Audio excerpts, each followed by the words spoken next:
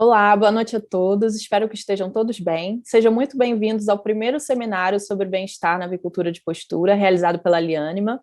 Meu nome é Letícia Lima, eu sou bióloga e atuo como coordenadora de relações corporativas na Aliânima, e hoje eu vou ser apresentadora desse evento. Hoje a gente está lançando a segunda edição do nosso estudo de caso, Abrindo as Gaiolas, que contou com a participação de 3 importantes produtores de ovos em sistemas livres de gaiolas do Brasil, e eles estão aqui hoje para compor a nossa programação. Vamos dar as nossas boas-vindas ao Hélio Paiva, da Sunny Eggs, ao Thiago Akiyama, da Ovos Mombuca, e ao Daniel Moalen, da Planalto Ovos. Também estarão conosco hoje a médica veterinária Patrícia Sato e a zootecnista Maria Fernanda Martim, ambas da Aliânima. Antes da gente começar, eu gostaria de avisar que o chat vai estar habilitado durante as palestras, então vocês podem enviar suas perguntas, que as questões serão respondidas ao final do evento, durante a nossa mesa redonda com todos os palestrantes.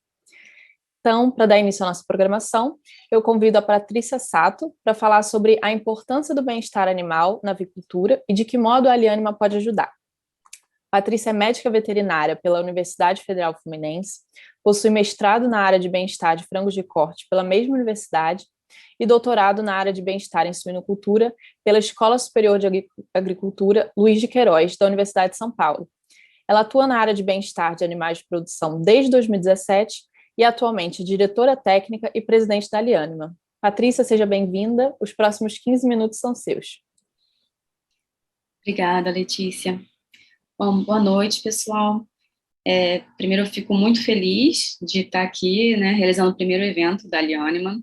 Eu espero mesmo que vocês gostem do evento, tirem o máximo proveito e interajam, por favor, na mesa redonda. Bom, eu vim aqui rapidamente apresentar para vocês a Aliânima, falar um pouco da importância do bem-estar animal na avicultura e como que a Aliânima atua, né, como que a gente pode ajudar. Bom, a Aliânima é uma organização não governamental, sem fins lucrativos, né, nossas atividades não possuem interesse econômico. Nós possuímos um corpo técnico de veterinárias, biólogas ou tecnistas para embasar todas as nossas ações em ciência, né, em conhecimento técnico, científico, e não com sensacionalismo ou com informações equivocadas, né, é uma característica que a gente preza muito na Aliânima, e o nosso objetivo é ajudar a indústria, né, o setor produtivo, a implementar melhorias, né, boas práticas de bem-estar animal, né, desde o início da fundação da Aliânima, trabalhamos na cadeia de produção de ovos e carne suína, e mais recentemente começamos com frango de corte e peixes. Bom, como começar a falar de bem-estar animal de uma espécie sem entender um pouco sobre ela própria, né? Até porque nós vimos que uma parte significativa dos participantes são estudantes, né? Então, nem todos dominam esse conhecimento, então vale a pena a gente introduzir esse tema no evento. Bom, as aves são seres sencientes, ou seja, são capazes de sentir, né, o que é um pré-requisito para a gente falar sobre bem-estar animal, né? A gente não tem como se preocupar com o bem-estar de um indivíduo, de uma espécie que não tem a capacidade de sentir, né? E isso é consenso científico, né, que as aves, assim como os mamíferos, não são sencientes, né? Então, o seu nível de bem-estar importa. Então, falando um pouco do comportamento dessas galinhas incríveis, elas são animais que vivem, não vivem sós, né, não vivem sozinhas, não são solitárias, elas vivem em grupos na natureza de 5 a 30 indivíduos, dependendo das condições do ambiente, né, são grupos complexos, elas estabelecem hierarquia entre elas se comunicam e por vários motivos, né, dentre eles porque é uma vantagem para se proteger de predadores, para buscar alimentos, enfim.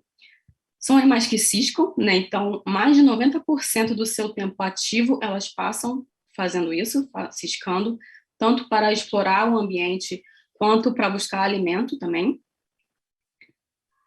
Elas se empoleiram, ou seja, elas ficam, né, em pés, assim, nessas estruturas mais delgadas, assim, e esse comportamento é natural e principalmente observado no final do dia, assim, quando começa a escurecer, porque elas vão querer descansar, e vão querer buscar um ambiente mais protegido e mais elevado para se proteger dos predadores, né, para elas poderem repousar de forma mais tranquila.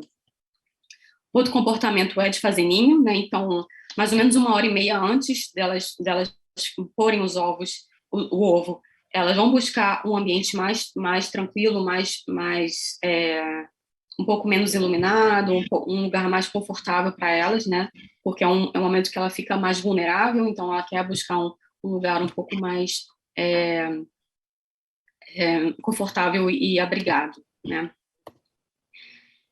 O banho de areia, o banho de terra, né? Além de dar uma sensação de prazer, ela ajuda muito na manutenção das penas delas e ajuda a remover ectoparasitas, né? Pulgas, carrapatos, piolhos. Então, é importante para dar prazer e para a saúde delas em si, né? E por último, assim, como característica delas, a cognição, né? Elas são animais inteligentes, né? Elas têm, sim, uma capacidade considerável de aprendizado. Elas reconhecem outras aves que são parte do grupo, reconhecem até feições, rostos humanos também, elas conseguem. A interação social, como eu falei, elas formam sociedades complexas e tem vários tipos de vocalização, né? Inúmeras vocalizações diferentes que significam coisas diferentes, seja para avisar sobre a presença de predadores, para dizer que é um ambiente seguro, para explorar o ambiente, enfim. Elas são animais inteligentes, sim. Então, tendo em vista todas essas características delas e de comportamento, o sistema de gaiolas, né, que é o sistema mais convencional para a produção de ovos, como que nessa situação de gaiola elas vão ter acesso a todos esses recursos e desempenhar todos esses comportamentos que não são capricho, né, são importantes, e a gente tem evidência científica, né, pesquisa científica que mostra que esses elementos são muito importantes para o seu nível de bem-estar, né? É muito complicado, mas, assim, de onde surgiu esse sistema de gaiolas, né? É porque o produtor é um vilão? Não, não é um vilão, é porque há muitas décadas atrás a prioridade era a eficiência econômica, né? Então, dentro da gaiola, você precisa de menos espaço, né? Então você tem mais aves por metro quadrado, isso facilita muito o manejo, né? Então requer menos funcionários, menos mão de obra. E também a questão de você não deixar as aves nem os ovos em contato com dejetos. Então, existe uma razão dessas gaiolas existirem, né, e terem se perpetuado por tanto tempo. Por outro lado, a gente entende que, tendo agora em vista o peso do bem-estar das aves,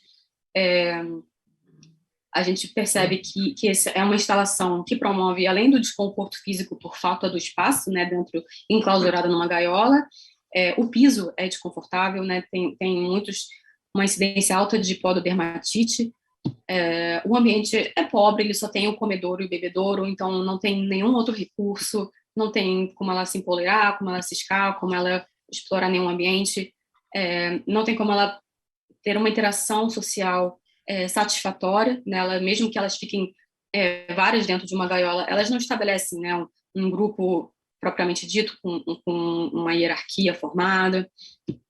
Problemas de saúde, principalmente na parte óssea, né? A falta de movimentação, de exercício físico,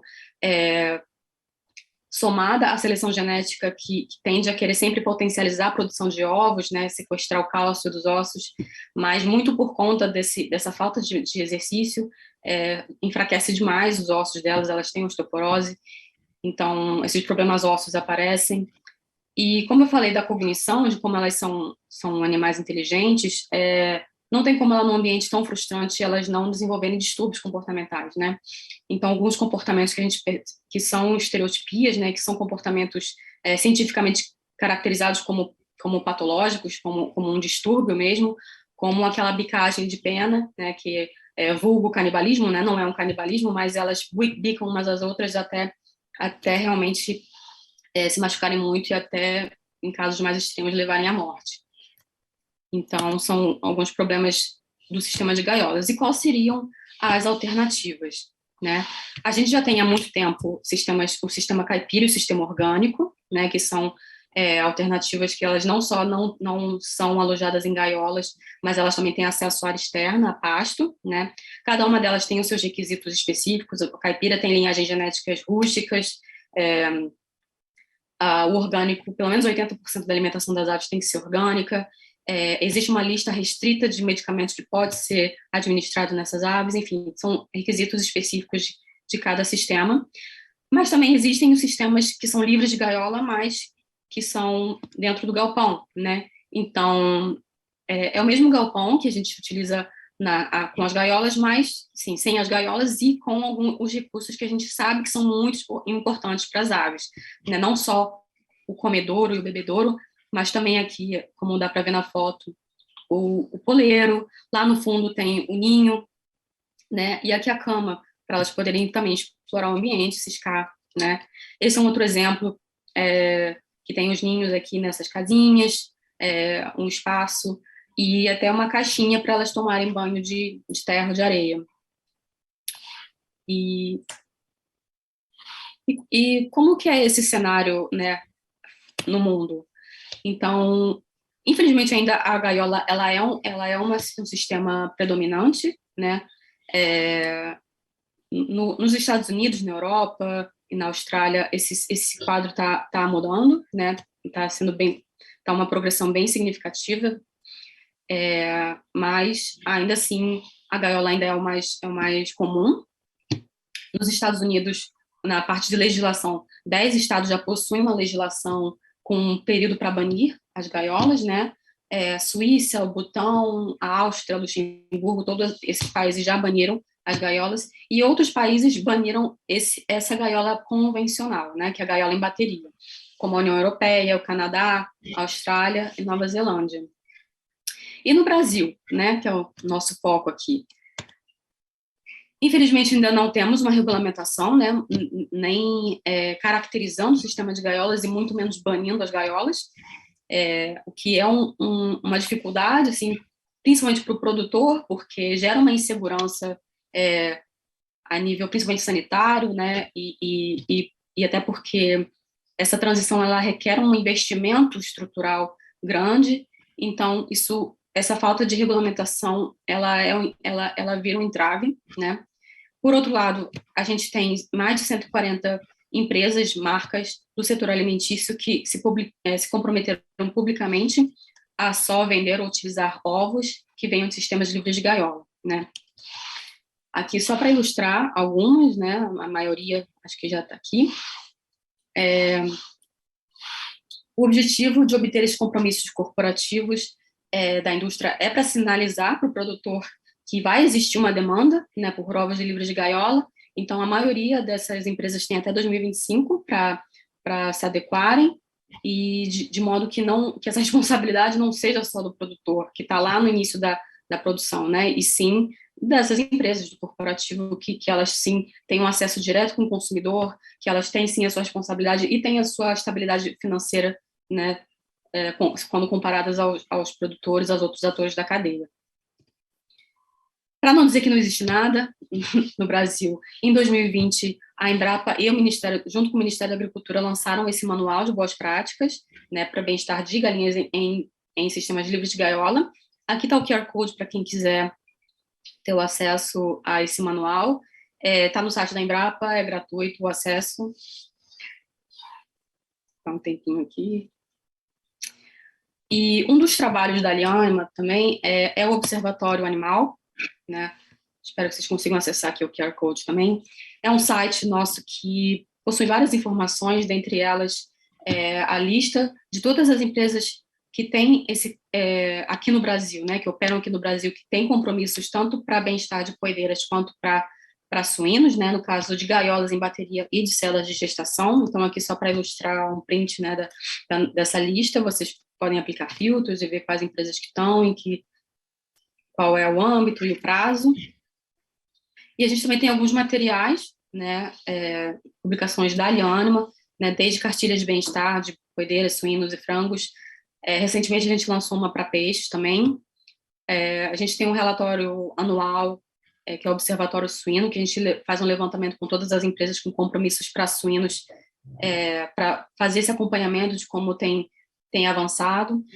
Esse ano a gente lançou também 2 cartilhas, uma mais para pessoas mais leigas e outras mais para pessoas técnicas, né, sobre a questão de resistência a antibióticos, né, e o surgimento das superbactérias, que é um problema de saúde única, né, de todos. E o que a Maria Fernanda vai falar logo em seguida, que é o nosso estudo de caso abrindo gaiolas. Bom, para fechar nossa atuação, então, resumindo, a gente está negociando com essas empresas alimentícias para a publicação de compromissos em bem-estar animal, o acompanhamento, né, da implementação desse compromisso. A gente não quer simplesmente que ela se comprometa e que ela se vire, a gente quer ajudar a fazer isso acontecer, a dar suporte técnico, a fazer pontes do cliente com o fornecedor, e também fornecemos treinamento em bem-estar animal, principalmente para o pessoal que está no escritório, que não está ali no dia a dia familiarizado com a produção animal, né? Então, até para entender qual é essa demanda que está crescendo, inclusive entre os consumidores, né? Mas também para saber conversar com o fornecedor, né?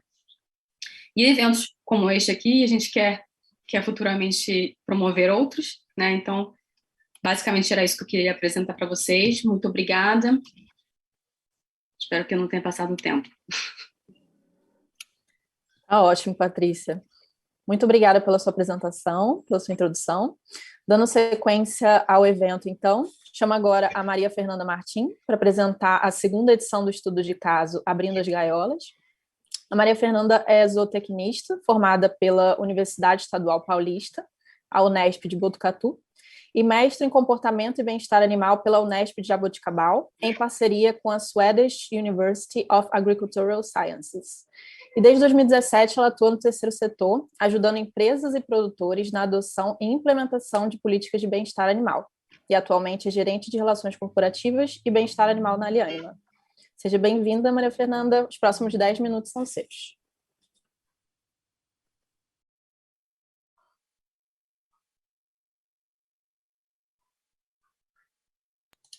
Vocês conseguem ver a minha tela já?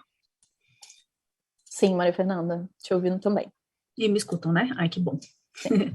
Obrigada, então, Letícia. Bom, eu faço as palavras da Patrícia as minhas também. Estou muito feliz de estar aqui hoje, primeiro estando no time da Aliânima, né, compondo o corpo técnico da Aliânima, junto com as meninas, e estar aqui também apresentando um pouco dos nossos projetos que a gente tem avançado, né? A Aliânima é uma organização que foi fundada recentemente, em 2019, mas a gente tem cada vez mais alcançado muitos objetivos bons com os nossos projetos, então eu fico muito feliz de fazer parte do time. Então, o que eu quero trazer para vocês rapidamente, porque eu acho que o que a gente quer mesmo hoje é ouvir os produtores falando, né, sobre o estudo de caso, é só mostrar para vocês de onde começou o nosso estudo de caso, de onde veio essa ideia, né? Então, na verdade, tanto eu quanto a Patrícia, a gente já trabalha nessa função aí no terceiro setor, né, com bem-estar animal, nas políticas de bem-estar de galinhas poedeiras, e a gente viu, desde o começo, uma necessidade de compartilhar mesmo bons exemplos dentro desse movimento. Então, a gente a gente sempre ia nas reuniões com empresas do setor alimentício, né, como a Patrícia falou, já são mais de 140 comprometidas aqui no Brasil, e a gente via que eles tinham uma dúvida se os produtores iam conseguir suprir essa demanda dos ovos livres de gaiola para eles. E, ao mesmo tempo, a gente viu os produtores receosos, com medo de realizarem novos investimentos sem ter uma certeza de que iam conseguir vender, né, os ovos para essas empresas. Então, o que a gente pensou? Então, no ano passado, a gente deu um start nesse projeto, foi a primeira edição do estudo de caso, onde a gente fez a entrevista de empresas do setor alimentício. Eu vou falar um pouco mais sobre essas empresas para vocês. E na segunda edição, então, como a cadeia, né, ela é composta por vários atores, e 2 grandes atores são as empresas, né, os consumidores que precisam comprar esse ovo, e os produtores que vão produzir e vender esse ovo. São 2 atores-chave aí. Então, a segunda edição, a gente resolveu dar o holofote para os produtores de ovos. Então, essa é a capa do nosso primeiro estudo de caso do ano passado. Vocês podem acessar por esse QR Code. que está aqui na tela. E aí a gente entrevistou, então, 3 importantes empresas do setor alimentício. A primeira delas foi a Barilla. A Barilla, para quem não sabe, é a maior produtora de massas alimentícias do mundo. É uma empresa familiar com sede na Itália. E eles assumiram um compromisso de ser 100% livre de gaiolas no mundo todo, até 2020. E por que a gente trouxe esse exemplo da Barilla? Porque eles foram a primeira empresa a terminar a transição 1 ano antes do prazo. Então, eles terminaram a transição em 2019 no mundo inteiro. E a gente sempre esteve muito próximo da Barilla, né? Então, desde que eles começaram aqui no Brasil, a gente ajudou eles com fornecedores, com a certificação em bem-estar animal e tudo mais. Então, foi um ótimo exemplo. Eu convido vocês, para quem quiser conhecer mais dessa história da Barilla, vale a pena dar uma lida no nosso estudo de caso. O segundo player importante aí que a gente entrevistou no ano passado foi o GPA, o Grupo Pão de Açúcar, que também foi o primeiro varejista aqui no Brasil a lançar um compromisso livre de gaiolas. Eles lançaram um compromisso parcial para as marcas próprias em 2017, e sendo que até 2025 todas as marcas próprias do GPA serão livres de gaiola. E aí, depois de alguns anos, eles aumentaram esse compromisso para que todos os ovos vendidos em todas as lojas das marcas do GPA fossem livres de gaiolas. Então, eles contam também um pouco de como foram as estratégias, como engajar os times, né, para que isso aconteça. Também são um bom exemplo. E terceiro e último, a gente decidiu pegar uma processadora de ovos, que é a AB Brasil, que é o braço internacional, né, o braço brasileiro da ABF, que é uma empresa inglesa. E aqui no Brasil eles detêm a marca Só Ovos, que é uma grande processadora de ovos. E eles também fizeram um compromisso para até 2028 os ovos vendidos em bulk vão ser livres de gaiola, né? Então eles também contaram um pouco de como que foi essa busca pelo compromisso, como que isso estava alinhado com a empresa. Então, para quem quiser ler, vale a pena. E aí, esse ano, então, a gente resolveu dar a visibilidade aí para os nossos queridos produtores de ovos livres de gaiola, que são super amigos do movimento. Escolhemos 3 deles, que estão aqui conosco hoje. O primeiro deles, a Planalto Ovos. Então, eles são uma empresa 100% livre de gaiolas, que aposta muito no bem-estar animal. Eu acho que o Daniel vai poder falar muito bem, né, sobre como que tem sido o crescimento também dessa questão do bem-estar, como que eles cresceram. E é muito interessante porque esses 3 produtores eu tive a chance de acompanhar desde lá do comecinho, quando eles começaram a produzir, e venho acompanhando ao longo dos anos aí a história dos 3. A gente também tem com a gente o Hélio, né, que é o presidente da Sunny Eggs. Sunny Eggs também que tem a produção livre de gaiolas, mas dentro de galpão. Então, elas não têm acesso externo. O Daniel, ele tem a produção caipira também, né, a Planalto Ovos. Então, a gente quis também trazer players de diferentes tipos de sistemas e diferentes regiões também, né, para a gente fazer uma coisa mais heterogênea, para a gente entender aí diferentes cenários do nosso Brasil. E, por último, a gente tem a Ovos Mombuca, que também mostra aí, né, a força que tem os pequenos e médios produtores e como que uma transição para ovos livres de gaiola ajudou muito eles nessa questão da crise, né, da Covid, e essa crise também que o mercado de ovos tem passado. Então, para vocês acessarem, podem acessar pelo QR Code. Esse QR Code dá acesso à nossa landing page, onde você consegue acessar os 2 estudos de caso. Convido todos que estão aqui assistindo a gente e podem compartilhar à vontade para que vocês leiam, se informem e se inspirem nas histórias que a gente trouxe para vocês. E o que vocês precisarem da Liânima, a gente está super à disposição, assim como a Patrícia já falou, com relação ao bem-estar animal. O que vocês precisarem, a gente faz de tudo para conseguir atendê-los, tá bom? Agora eu vou pedir para a produção passar um pequeno vídeo, que é para a gente dar o start no nosso estudo de caso. É um vídeo... Nas gôndolas são vários os tipos de ovos. E cresce cada vez mais a presença daqueles que levam o nome de ovos livres de gaiola. Abolir gaiolas na produção de ovos no Brasil já é uma realidade. Um movimento impulsionado por mudanças de comportamento de consumo da sociedade, mais de 140 empresas de varejo, fabricantes de alimentos e redes de restaurantes no Brasil já assumiram o compromisso de não utilizar ovos e ou derivados provenientes de galinhas criadas em gaiolas. Mas você sabe quem está por trás da produção de ovos livres de gaiola no Brasil? Para a segunda edição do estudo de caso Abrindo as Gaiolas, a Aliânima convidou alguns dos principais produtores de ovos que já aderiram ao movimento livre de gaiolas. Tiago Akiyama, Ovos Mombuca. E ressaltamos, o nosso compromisso de cada vez mais avançarmos em mesma direção, em termos de objetivos, visões e missões, porque acreditamos que cada vez mais a questão do bem-estar animal, principalmente na avicultura de postura, será um tema assim, mais vigente até a qualquer tipo de produtor e quaisquer setores de produção de ovos, seja lá criadores de ovos de postura comercial, convencional, mas essa questão de bem-estar sempre será tratada com muito mais importância do que era antes. Daniel Mohalen, Planalto Ovos. Ao fundarmos a Planalto Ovos, foi feita a escolha pelo modelo de criação livre de gaiola ou também o caipira. Hoje, passados pouco mais de 4 anos da fundação, temos a convicção que fizemos a escolha certa. Isso porque, mesmo em momento de instabilidade financeira, e onde as economias estão se reestruturando, dentro disso também o mercado de ovos, a gente sabe que o dita avicultura alternativa, seja cage-free, seja o caipira ou seja o orgânico, com certeza vai ser um modelo de maior sucesso para o futuro. Porque o consumidor está cada vez mais exigente, em acesso a mais informações e está disposto a estar remunerando por atributos diferenciais, que no passado ele não tinha acesso. E a gente sabe que isso é uma tendência irreversível. Aqui na Planalto Ovos, nós temos o bem-estar animal e a biosseguridade como 2 valores fundamentais que norteiam todo o nosso trabalho. A gente tenta entregar cada vez condições melhores para as aves poderem expressar todo o seu potencial e seu comportamento natural.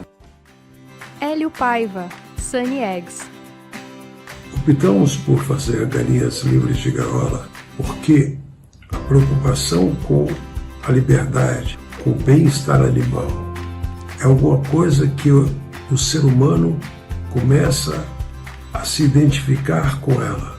E com isso procura não mais só um alimento, mas procura, sobretudo, saúde. Nossa preocupação não só com a saúde dos nossos clientes, mas também em oferecer para eles um alimento de altíssima qualidade, que ele possa entregar a toda a sua família e estar tranquilo.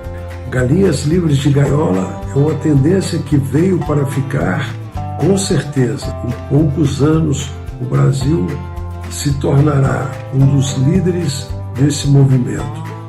Conheça o trabalho dos produtores de ovos que melhoram as condições de vida das aves poedeiras e que contribuem para a expansão do movimento livre de gaiolas. Acesse a segunda edição do estudo de caso Abrindo as Gaiolas. Aliânima, Observatório Animal.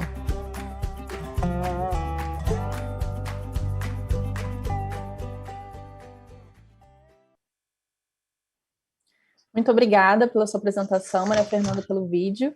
Apenas uma pequena correção, as perguntas elas vão poder ser enviadas pelo chat, que está aqui na barra embaixo. Ao final do evento, as questões vão ser respondidas durante a mesa redonda, com todos os palestrantes, então fique à vontade para enviar perguntas durante todo o evento.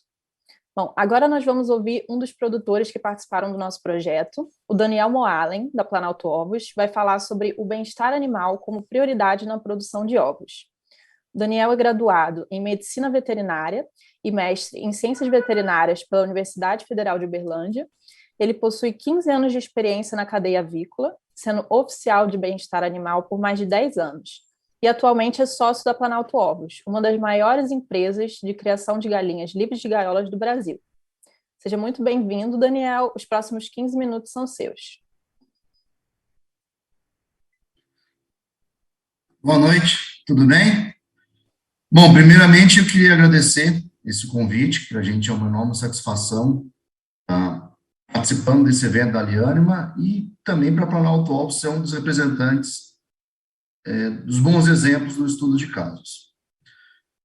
A gente, na verdade, compartilha muito também do que vai ser falado aí pelo Hélio, pelo Tiago, mas a gente vai focar aqui na parte do bem-estar animal como prioridade na produção de ovos.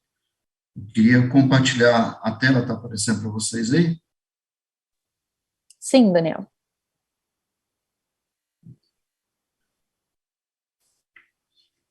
Bom, então, primeiramente, né, por que priorizar o bem-estar animal? Como a Patrícia já adiantou algumas coisas, eu vou passar mais brevemente. Mas uma das coisas mais importantes que a gente tem é a própria questão ética, né? Como o professor Matheus Paranhos fala bastante, né? Ele tratar bem os animais simplesmente porque isso é bom. Um outro lado que é muito interessante estar ressaltando é que os animais têm uma produtividade individual maior do que no sistema convencional em gaiolas. É claro que isso não compensa totalmente a questão dos custos, mas ajuda a amenizar um pouco. E, como a Patrícia comentou, né, a questão da osteoporose, que é muito comum nos sistemas de gaiola, ela acaba afetando diretamente a qualidade de casca de ovos. E nos sistemas livres de gaiola, no caipira, no orgânico, a gente consegue ter uma casca de ovo com qualidade muito melhor, principalmente já no terço final da vida da ave. Uma outra questão interessante, quem já está na atividade aí já percebe que as galinhas no sistema alternativo, muitas vezes elas não são tão precoces quanto na gaiola, mas em compensação elas são muito mais longevas. A gente acaba tendo uma produção um pouco menor no começo, mas uma produção muito maior no final, e tem uma persistência de pico de produção maior também, se comparando com sistema né, nutrição similar, manejo sanitário similar em gaiolas. O Patrícia também falou, né, da saúde única, né, o One Health. Eu peço licença aqui para a Charlie para apresentar brevemente um slide que ela fez no Encontro Nacional de Defesa Sanitária Animal, que basicamente resume isso. É um ambiente ruim, onde as aves estão estressadas, estão recebendo um desafio alto, seja sanitário, seja de estresse mesmo, geram animais imunossuprimidos, eles ficam mais doentes, ou seja, precisam utilizar mais antibióticos, acaba selecionando bactérias resistentes a esses antibióticos, e essas bactérias contaminam pessoas, os animais e o próprio ambiente, que fica ruim. Enfim, é um ciclo muito complexo e que a gente entende que a avicultura alternativa veio para ajudar a sanar esse problema de uma forma mais estável, pensando num sistema de produção mais adequado para o futuro e para bem-estar não só das aves, né, do próprio consumidor, no final das contas. E já existem relatos extensos da interação entre o estresse das aves e a sua susceptibilidade a doenças e patógenos. E também, obviamente, a resistência bacteriana com o uso indiscriminado de antibióticos, que acaba sendo comum nessas atividades em gaiola. Um outro fator muito interessante da gente estar listando é a motivação do colaborador. É difícil estar mensurando isso, né? As equipes são heterogêneas, a gente tem vários tipos de colaboradores, mas no final todos verbalizam muito que estão mais satisfeitos vendo a galinha bem, cuidando bem do animal, e, né, no geral isso é interessante. Algumas pessoas tinham experiência de trabalhar em gaiola em outras empresas, enfim, isso é uma coisa bem perceptível. Tem a questão do ESG, né, Environmental, Social and Governance, que meio ambiente, social e governança, que está profundamente alinhado aí com os atributos de bem-estar animal, e aí seria um longo debate sobre o assunto, mas já está com essa tendência bem alinhada com o que estamos falando. e a questão de valorização de produto. Esse termo eu vou deixar para o Hélio Benício ou o Hélio Paiva, que vai estar falando melhor sobre o assunto, aí, que palestra dele especificamente sobre o tema. E, infelizmente, nem tudo são flores, né? Existem algumas pequenas desvantagens, né? Ou não tão pequenas assim, no caso dos custos, que, né, existe uma série de custos que ficam diferentes, né? A gente pode listar em mão de obra, necessidade de espaço, questão de ambiência, que tem que ter um cuidado também, porque se precisa de mais espaço, tem que investir mais em ambiência, enriquecimento ambiental, enfim, tem alguns custos que são maiores para esse sistema de produção. O ovo de cama, ele é uma preocupação para os sistemas alternativos, mas bem manejado, ele talvez não impacte tanto, depende do sistema de manejo. Mas mesmo assim, ele é um problema que, obviamente, não ocorre na gaiola, simplesmente porque não tem cama, né? Então, dependendo da empresa, esse problema pode ser um pouco mais crônico, outras empresas lidam melhor com isso. Os parasitas internos, né, os vermes, é um problema um pouco maior nesses sistemas alternativos também, por questão da proximidade maior com as fezes, e tem esse contato, fecha o ciclo dos parasitas, mas já existem alternativas, a gente mesmo utiliza um fungo nematófago, que tem resultados muito bons, eu não estou aqui para fazer merchan, mas enfim, existem fontes alternativas que propiciam bons resultados nesse manejo. E, por outro lado, a gente não tem desvantagem de, né, ter um problema com mosca, mau cheiro, outras coisas que o sistema de gaiola acabam acontecendo. Aqui eu listei essa necessidade de mão de obra mais capacitada. Por um lado, é muito bom, porque tem todo um aprendizado de novas competências que as pessoas absorvem isso para a vida delas, os colaboradores, mas, por outro lado, para a empresa, isso é dispendioso, é demorado, e às vezes acaba sendo um pouco difícil de substituir alguns operadores, né? Essa demanda por mão de obra realmente diferenciada, ela é muito maior nos sistemas alternativos do que seria na gaiola. E existem, obviamente, algumas atividades inerentes do próprio sistema, né? Um manejo de cama, uma limpeza de ninho,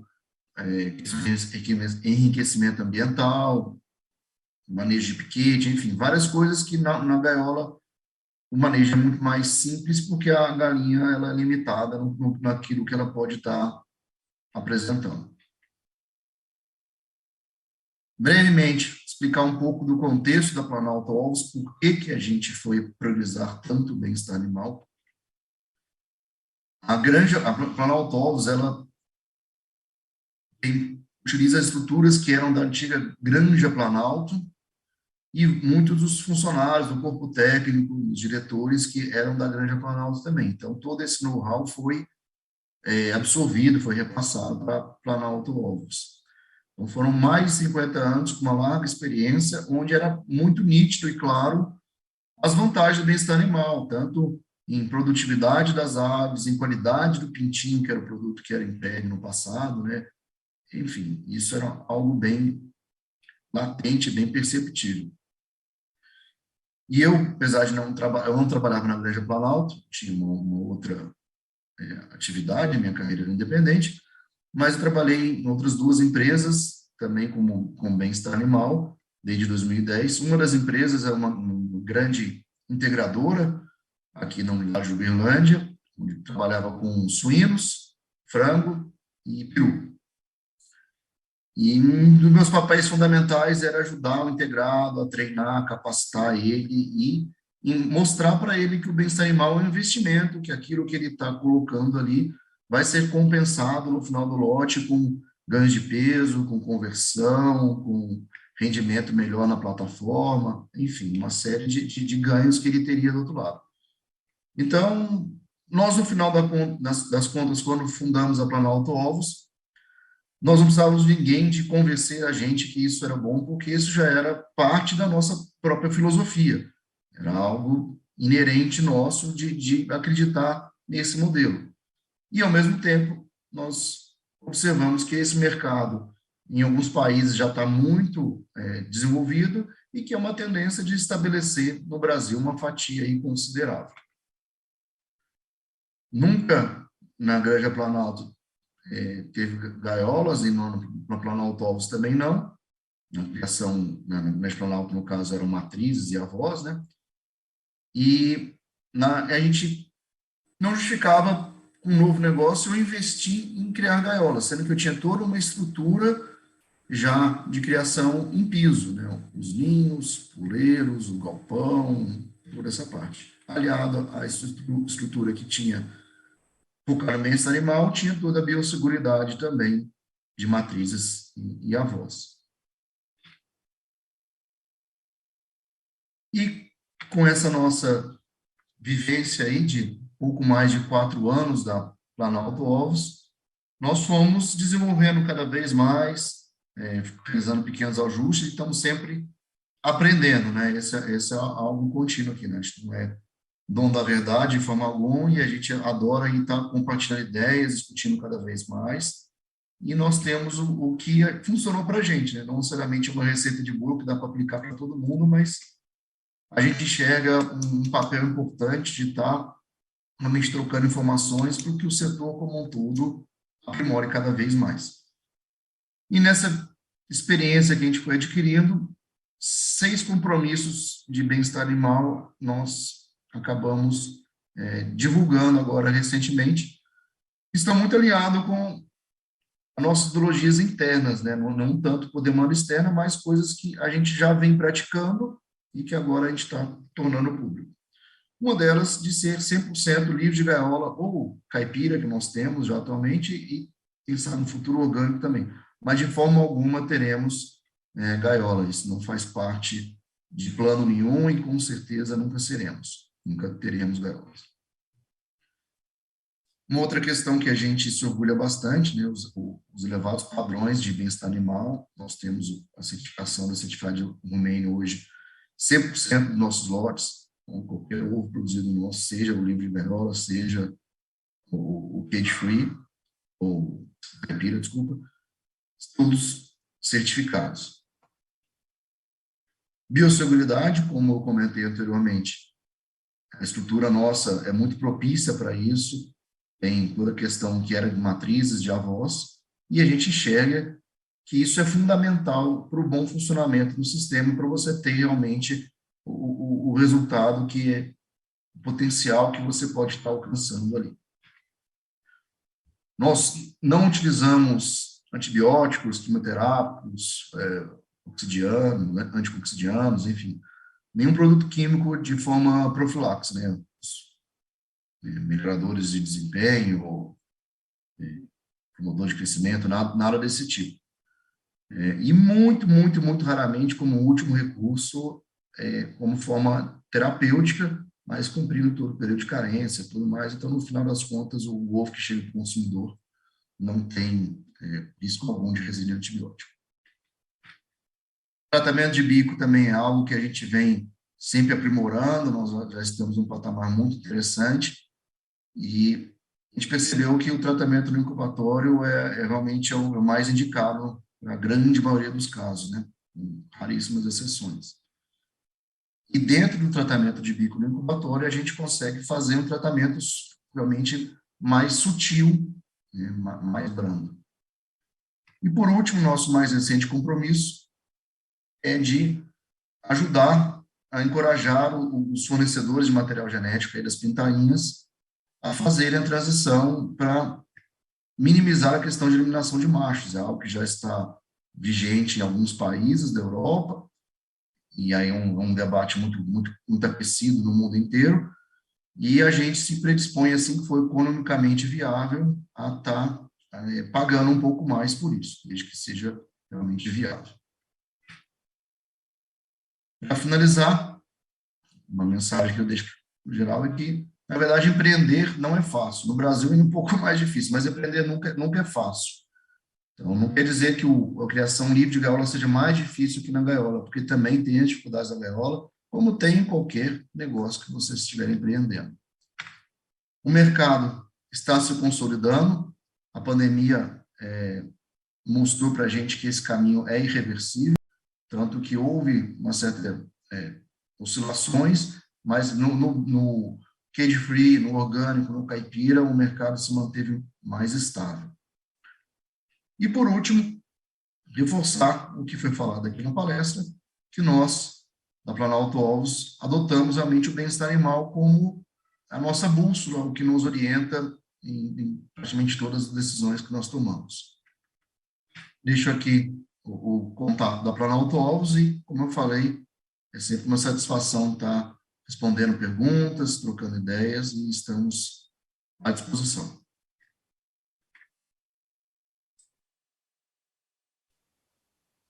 Muito bom, Daniel, obrigada pela sua apresentação.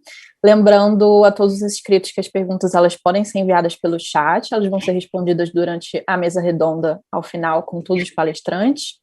E agora a gente vai receber o nosso segundo convidado, o Hélio Paiva, da SunnyX, que vai dividir a apresentação com a Cris Nascimento, que é gerente de marketing da SunnyX. Eles vão compartilhar sobre a experiência do uso do marketing como estratégia de vendas dos ovos livres de gaiola. Hélio e Cris, convido vocês a abrirem suas câmeras. Obrigada. Hélio é engenheiro civil, graduado pela Escola Politécnica da Universidade de São Paulo e acumula experiências de peso, principalmente no mercado internacional de soja, onde ele atuou por mais de 40 anos como broker, tendo intermediado mais de 90 milhões de reais em exportação de farelo pelo Brasil. Atualmente, ele dirige a sua fazenda em Catalão, Goiás, chefiando operações de soja, milho, sorgo e girassol. Em 2018, com o início da criação de galinhas, nasceram também mais 2 braços de negócio, a Sunny Eggs e a Ovos da Família. Hélio e Cris, os próximos 15 minutos serão seus. Sejam muito bem-vindos. Boa noite a todos, muito obrigado pelo convite, é um prazer estar com vocês, muito obrigado a Letícia, a Maria Fernanda, a toda essa turma da Aliânima que nos ajuda muito e que eu realmente tenho prazer em conviver e receber sempre as instruções de vocês. A base, o convite veio para que a gente fale um pouco de marketing de ovos de galinhas livres de gaiola. Eu queria, inicialmente, dizer que, basicamente, nós temos 4 tipos de ovos conhecidos no Brasil. Nós temos o orgânico, que quem come orgânico só come orgânico. O ovo, que eles chamam de granja, que são os gaiolas, que é um commodity, e, em sendo um commodity, ele vai ser vendido ao preço. Então, e você tem o ovo de galinhas livres, que seriam a caipira, e a caipira traz em si próprio um marketing natural, o marketing do ovo do quintal da vovó, do meu tio que tem um sítio, que eu joguei milho. É um marketing muito natural. Ele inspira o que é natural.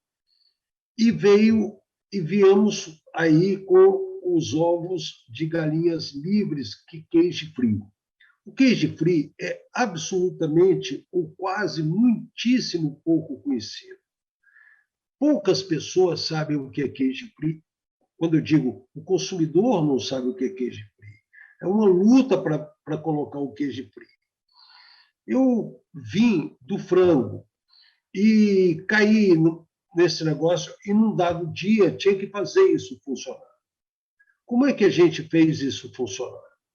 A única forma era ir para frente das gôndolas, fazer um marketing muito agressivo e mostrar com degustações, com folders, com apresentações, mostrando ao consumidor diretamente na gôndola que ele iria levar alguma coisa diferenciada para casa. Mas ninguém quer pagar pelo cage free. Você paga pelo caipira, porque o caipira é o caipira, mas o orgânico é orgânico, mas você não paga pelo cage free, que custa tanto, quase tanto quanto o caipira. Então, esse movimento é muito difícil e a gente tem que lutar com tudo isso. E, nesse começo de atividade, ainda pegamos pela frente o início da pandemia, 2 anos de pandemia, o que nos bloqueou, nos tirou das gomas, nos tirou da abordagem do cliente, do consumidor. Isso dificultou muito a nossa conquista de mercado. Então, eu selecionei algumas coisas assim que eu acho que são desafios que a gente tem daqui para frente. Conquistar esse mercado. Esse mercado só está sendo conquistado, só queijo free só existe. Galinhas livres de gaiola só existem porque as ONGs conseguiram fazer com que as empresas colocassem esse compromisso de comprar e passar de gaiola para galinhas livres de gaiola, e aqui estão todas as instâncias, range free, free range e cage free e orgânico. Se não fosse esse movimento, porque nós não temos nenhuma legislação, ao contrário da Europa, ao contrário da comunidade que facilitou, investiu e subsidiou a mudança de gaiola para galinhas livres, e os Estados Unidos, que não subsidiou ninguém, que não subsidia, mas que os estados impuseram que a lei aqui só come se for galinha livre de gaiola. Se não fosse esse movimento das ONGs do Brasil que conseguiram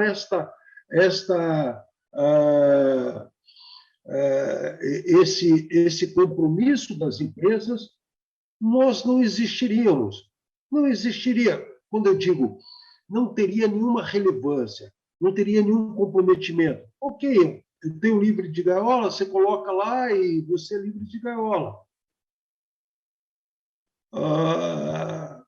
Então, a situação de quem vende livre de gaiola, há 3 ou 4 semanas atrás, o Globo Rural fez uma matéria com a Mantiqueira, e naquele dia a gente estava fazendo uma degustação num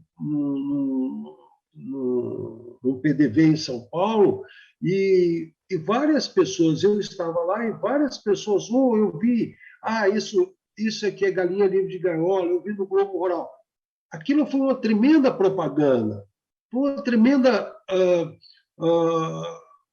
uma possibilidade das pessoas saberem o que é galinha livre de gaiola. Porque galinha livre de gaiola, do ponto de vista de cage free, é muitíssimo pouco conhecido.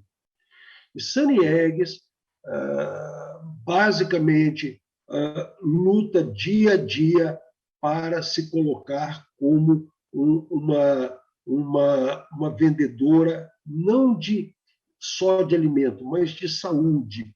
E a gente nós temos 3 equipes, 4 equipes, que é uma em Goiânia, uma em Brasília, uma em São Paulo e uma pouco atuante em Uberlândia. O Daniel não me deixa crescer muito em Uberlândia, ele me mantém pequenininho em Uberlândia. Mas, enfim, que a gente faz 3 vezes por semana, cada equipe, a gente faz degustação em cada PDV. A gente vai variando de loja para loja, a gente mantém isso o tempo inteiro. Embora eu tenha gaiola, porque em algum momento, quando eu comecei, o projeto já estava junto, eu vinha descobrir a importância de ser livre de gaiola um pouco mais tarde, e hoje o meu foco 100% é livre de gaiola. A gente não faz propaganda que não seja livre de gaiola. a gente não faz marketing, a gente não faz nenhuma ação. Embora o meu ovo tenha a mesma qualidade, seja a mesma coisa, a mesma comida, não existe. Do nosso ponto de vista, é algo que não nos interessa investir nisso. E a Cris pode apresentar quais são as ações que a gente toma para fazer marketing. Ela é a nossa marqueteira e eu acho que com muito sucesso a gente tem desenvolvido muita coisa para fazer marketing, para poder sobreviver. Que, como disse o Daniel, ser empreendedor no Brasil, ser empreendedor é difícil, mas o Brasil não é aqui as coisas não são fáceis. Então, a Cris, eu passo a palavra para a Cris. Muito obrigado a todos vocês. Olá, gente, tudo bem? Primeiro, eu também queria agradecer, né, pela oportunidade de participar desse evento, né, e poder trazer um pouco desse case aí que para mim é de bastante sucesso e a gente tem tido um retorno bem expressivo, né, principalmente no meio digital, que é um desafio muito grande, né? Então, o principal desafio que a gente teve foi tentar, né, tornar uma marca de ovos, que teoricamente seria algo bem nada fácil, né? Tipo, o que vai se falar de ovos nas redes sociais ou em um PDV, né? Então, trazer isso de uma forma muito criativa, porque, como todos sabem, a internet ela é muito efêmera, tudo se perde muito rápido, mas como ser criativo e não incomodar, né, com essa comunicação. Então, nós tentamos sempre trazer conteúdos bastante criativos. Eu vou dividir a tela aqui com vocês. Deixa eu colocar aqui.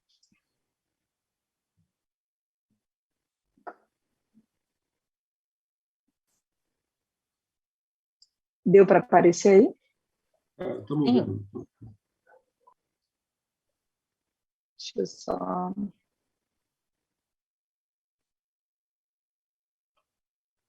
abrir. Uma das primeiras coisas que pensamos foi em como chamar a atenção, né? Então, em quase todos os PDVs, a gente tem uma galinha de tênis, né? E isso deu uma repercussão muito grande, assim, até mesmo dos ativistas, né, dos defensores animais, porque eles questionaram uma galinha estar de tênis, mas a ideia realmente era atrair a atenção deles e de a gente, através dessa atenção, realmente trazer os benefícios do que é, né, uma criação de galinhas livres de gaiolas, porque, na verdade, reflete também na qualidade, né? Então, a gente colocou uma frase que repense no seu consumo, já que passou da hora de pensarmos no bem-estar animal dos nossos animais. Um dos nossos diferenciais também são os nossos ovos, que todos eles são carimbados, né, podendo ser identificados também facilmente. E as nossas redes sociais, procuramos estar presente em quase todas as redes, né, Facebook, Instagram e TikTok hoje. E assim, a comunicação ela é sempre muito inclusiva, né? Então, hoje é o Dia Internacional contra a Homofobia, a gente traz esses temas. Teve as Olimpíadas, a gente trouxe a Sunny, que é a nossa mascote no skate. Teve um meme muito engraçado da Anitta, a gente também colocou a galinha nesse movimento, com a finalidade da gente atrair o nosso público, né? Na verdade, de uma forma, no âmbito muito geral, né? Um pouco mais amplo. Aqui são as ações de PDV, conforme o seu Hélio falou. Nós temos uma Kombi, essa Kombi sempre é colocada na frente de alguns mercados, né, como Pão de Açúcar, Extra, Carrefour, entre outros. Aqui são os nossos principais parceiros, né, e os nossos parceiros a gente sempre cuida para que eles tenham a mesma filosofia que a gente, né, que é esse cuidado não só com o bem-estar animal, mas socioambiental, né? E também com a qualidade do produto que é colocado nas gôndolas para seus clientes, né?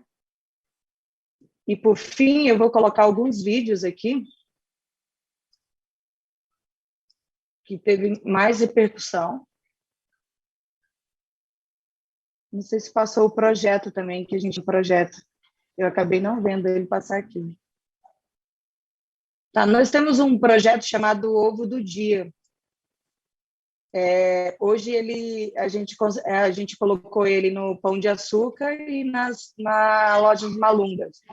Esse ovo é colhido no dia, levado para a loja, e o cliente ele pode escolher a quantidade desses ovos, assim, levando uma experiência para eles, né?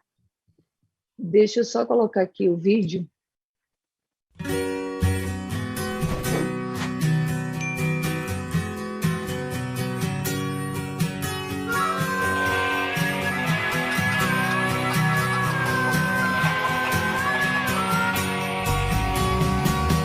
Produzir ovos de qualidade, respeitando o bem-estar das galinhas, é a missão da Granja Pouso Alegre. Aqui, elas recebem o tratamento com o mais absoluto respeito ao bem-estar animal. Longe do estresse das gaiolas apertadas, elas podem mostrar toda a sua forma natural de viver, ciscando, empoleirando, buscando um ninho seguro e aconchegante para colocar seus ovos. Nossas aves são criadas com acesso a poleiros, ninhos, comida e água à vontade, livres de gaiolas. As 180 mil aves são divididas em 18 galpões, o que permite o manejo delas com cuidado, atenção e respeito. O resultado são ovos de melhor qualidade, livres de antibióticos, gerados dentro de um ambiente sustentável, onde a fonte de energia é a solar e os dejetos se tornam adubo, que produzirá safras generosas. O sistema de produção da Granja Pouso Alegre envolve 45 funcionários e parceiros comprometidos com a qualidade do produto que chega à mesa do consumidor.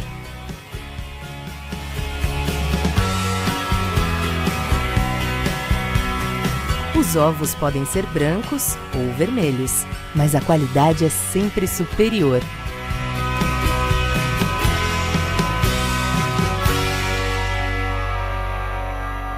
Sunny Eggs, o bem-estar que te faz feliz.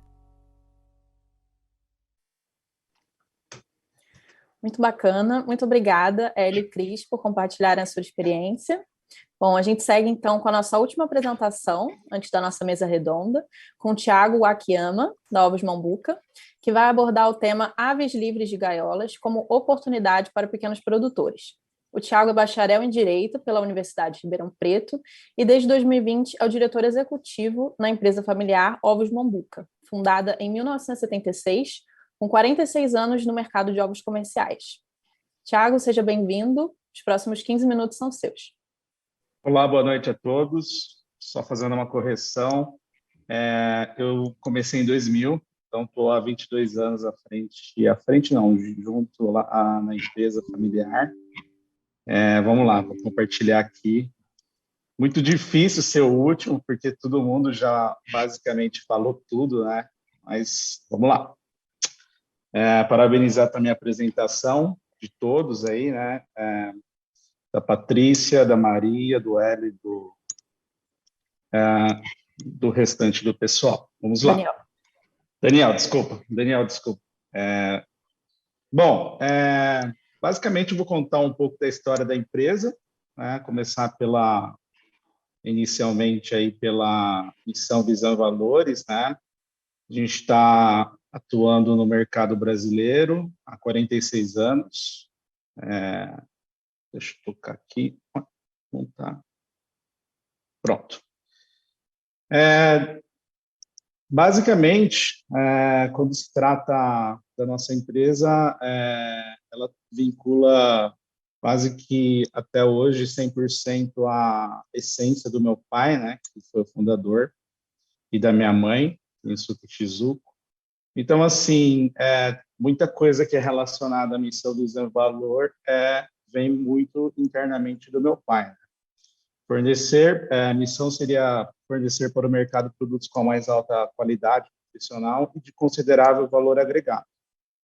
Isso, desde o começo, ele sempre trabalhou no mercado cada vez mais afunilado, onde a gente atua, que é o processo de todo produto commodity, ela sofre um processo de achatamento de margens, mas sempre ele se pautou para trabalhar com valor agregado, e buscar uma qualidade nutricional melhor.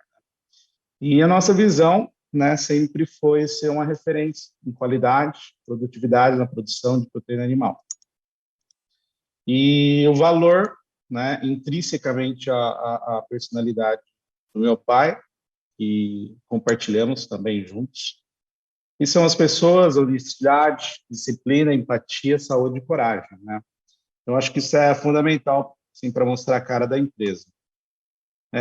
Esse, no canto, são os meus pais, é uma comemoração de 50 anos de casamento neste ano. Então, assim, é muito vinculado à pessoa da empresa, E nós nos localizamos na cidade de Guatapará, começamos na verdade, foi uma das últimas colonizações japonesas no Brasil, que foi em 1962, um projeto de plantio de arroz, arroz artificialmente inundado no leito do Rio Mogi Guaçu.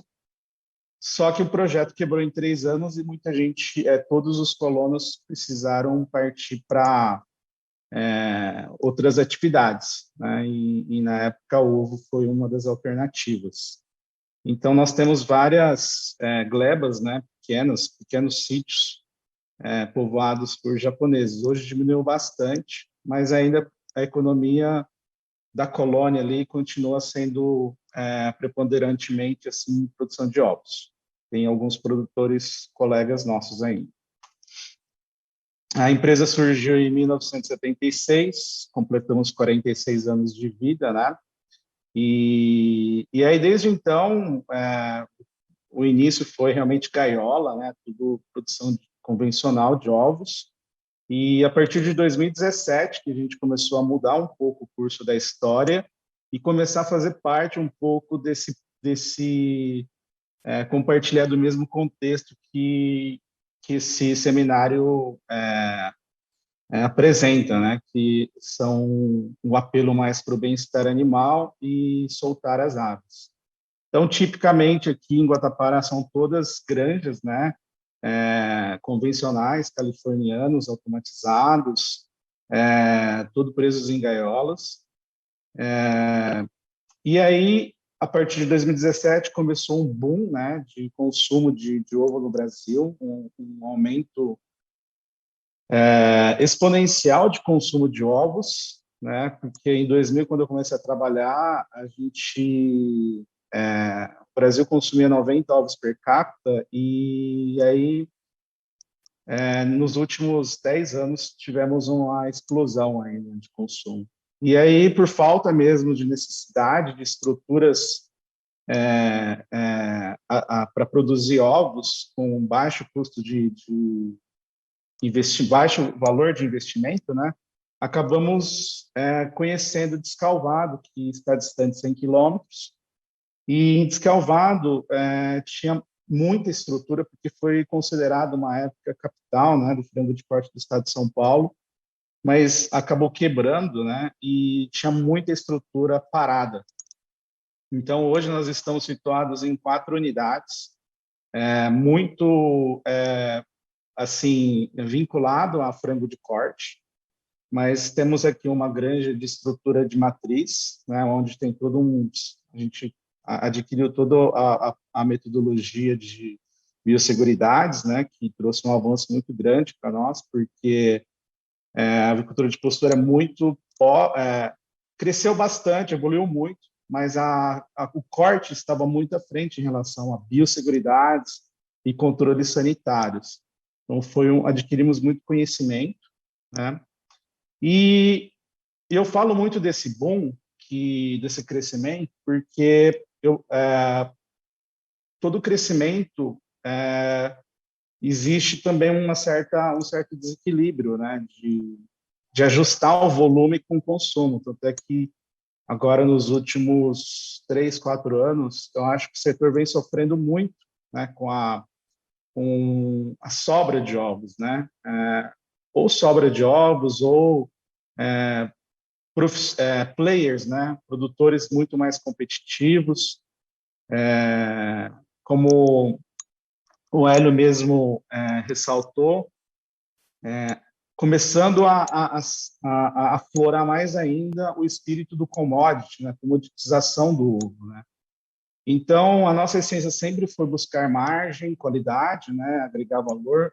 E aí, em 2016, eu participei de um simpósio em Piracicaba sobre bem-estar animal, e o ovo já estava muito ruim de margens, e a gente começou a enxergar um viés positivo nesse lado, e começamos a trabalhar com ovos caipiras, né?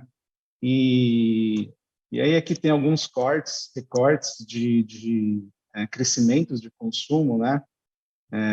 E realmente hoje o Brasil hoje valoriza muito o valor nutricional, né? E eu já quero entrar um pouco para abordar um pouco esse assunto que já foi falado sobre commodity ovo. Eu acho que a partir do momento que a gente tenta criar ou derivar o conceito do ovo um pouco mais segregado do commodity, eu acho que a gente tem que aproximar o conceito de produção, o tipo a forma como ela é produzida para o consumidor final. Mas a aproximação do consumidor final tem que ter uma aderência, né, muito forte. Senão você não consegue vender um produto de valor agregado, uma margem maior. E aí a gente começou a abordar realmente a questão, saiu um pouco do commodity e falar assim, bom, o ovo é proteína, o ovo tem uns clichês, né, que foi muito batido nos últimos 5 anos, que acho que todo mundo já tem na ponta da língua, que fez o consumo do ovo crescer muito no Brasil. Mas a gente começou a abordar o ovo adjetivo, né? O que poderia ter de adjetivos nos ovos, né? Então, por exemplo, proteína ovo, ovo proteína, ovo clichê, seria basicamente o alimento mais completo depois do leite materno, é uma fonte proteica animal mais barata do mercado, e começou a ser muito batido no mercado isso. Então, a gente começou a abordar um caminho um pouco diferente, né? Então, assim, adjetivo basicamente que serve para modificar um substantivo, acrescentar uma qualidade. Palavra que qualifica, né? Caracteriza, classifica o substantivo quando coloca ao lado desse. Então, derivamos, né? O que poderia ser? Rico em ômega 3, livres de gaiola, livres de antibiótico, caipira, orgânico, acesso ao pasto, né? E aves felizes. E realmente, como foi colocado até agora, a experiência realmente que os colaboradores, as pessoas têm contato com o animal, quando realmente ele exerce todas as 5 leis fundamentais do bem-estar animal, a troca é muito positiva, né? Então, hoje mesmo a gente estava recebendo um lote de pintainhas, minha filha participou porque estava de férias, e cria aquela sinergia, né, do animal com o ser humano que a gente tem dentro de casa. E eu acho que eu acho que tem algo além de valor financeiro, né? E aí a gente desenvolveu, né, os ovos caipira. Infelizmente, esse produto aqui futuramente vai sumir do mercado, porque tivemos uma notícia de que as matrizes de ovos azuis não vão existir mais no Brasil, mas a gente tem os ovos azuis, né, produzido por uma das empresas de genética. Estava começando a ter muita aderência no mercado, então nós produzimos hoje um lote pequeno, né, de ovos caipiras azuis. Percebemos também que, pelo consumo, aumento do consumo, o perfil também de embalagens mudou bastante. A gente está com um volume de 6 ovos muito pequeno, nós temos um volume muito grande de saída de 20 ovos, 30 ovos, 10 ovos ainda continua sendo carro-chefe, mas está tendo muita saída assim, de ovos de maior volume, né? E aí aqui tem um pouco de case nosso. A gente começou realmente mudamos completamente a forma como atuamos na parte comercial, e temos um protótipo, um projeto, mas já está praticamente 1 ano no mercado, em Ribeirão Preto, que é o maior centro populacional próximo da nossa empresa, que é Ribeirão Preto. Então, a gente tem um site de vendas que faz a entrega direto para o consumidor final. Então, nós acreditamos que quanto menos atravessadores ou distribuidores tiver no caminho, não é só questão assim de lapidar os valores financeiros, mas há também uma degradação da qualidade do ovo, né? Porque o sistema de logística brasileiro hoje sofre muito, né? A gente transporta hoje num caminhão-baú, o ovo esquenta, o ovo respira, né? O ovo, ela é um produto muito sensível, né? Então, acreditamos que a aproximação com o consumidor final é uma tendência muito forte para quem busca trabalhar com qualidade e valor agregado. E aí a gente tem também um canal de blogs, né? Justamente para esclarecer melhor as informações.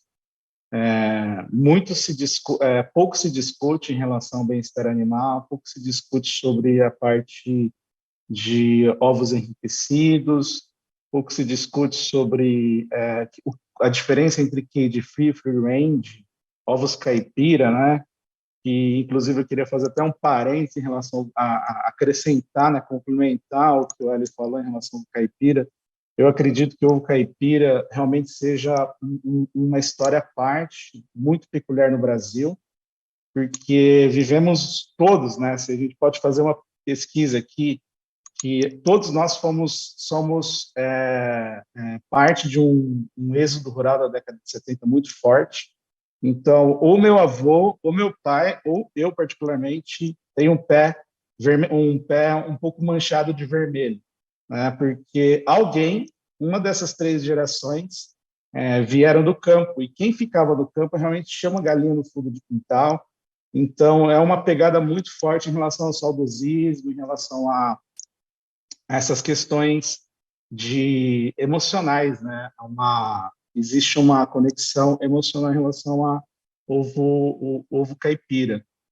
Eu acho que talvez é um caso muito peculiar no Brasil. E eu penso também que a partir de 2017, com várias ONGs, né, incluindo a Liânima, tenha proporcionado muito também essa questão de crescimento, né, desse setor que eu coloco como produto de valor agregado, produto premium. E aqui a gente também tem Instagram, né? Nós temos, inclusive, eu menciono aqui o Ethan, que trabalha com marketing, faz um trabalho muito legal em relação a essa parte. Estamos ainda dando passos, assim, aprendendo muito todos os dias como abordar, como participar um pouco mais desse mercado, né?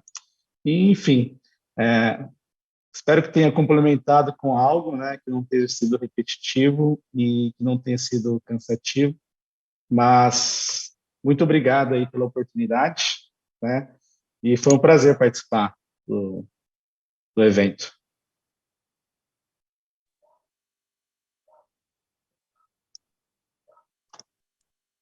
Muito obrigada, Thiago, pela sua apresentação e a todos que estão nos acompanhando. Agora a gente vai seguir para a nossa mesa redonda.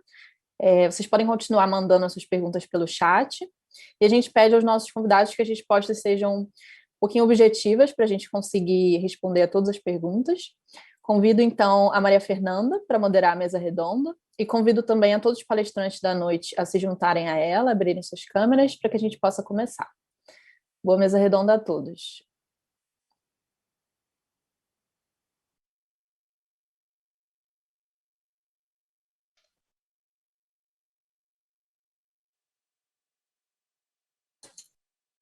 Obrigada, Letícia. Vocês já estão me vendo, né? Vou aguardar, então, os palestrantes se juntarem a mim.